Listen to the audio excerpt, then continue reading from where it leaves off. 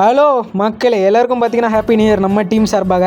So இன்றைக்கி வந்து பார்த்தீங்கன்னா ஹாஸ்டலில் சாப்பாடு வரலான்னு சொல்லிட்டு நம்ம டீம் எல்லாருமே ஹாஸ்டல்லேருந்து கிளம்பிட்டு நைட்டு எனக்கு வந்து பார்த்தீங்கன்னா சபரிமலைக்கு மாலை போட்டிருந்தாங்க. சரியான பசி, காலேருந்து சாப்பிடவே இல்லை. என்ன பண்ணுறது அப்படின்னு யோசிச்சுட்டு நம்ம பசங்க எல்லாருமே அரை தூக்கத்தில் எந்திரிச்சு போன மாதிரி போனோம். பக்கத்தில் பார்த்தீங்கன்னா பேரே தெரியாத ஒரு தள்ளு வண்டி கடைக்கு போயிட்டு நான், அண்ணன், சுந்தர், அரவிந்த் எல்லாருமே வெயிட் பண்ணிருந்தோம். சரியான பசி கைஸ், இருக்கிற பசிக்கு என்ன பண்ணுறேன்னே தெரியாமல் கடுப்பில் இருந்தோம்.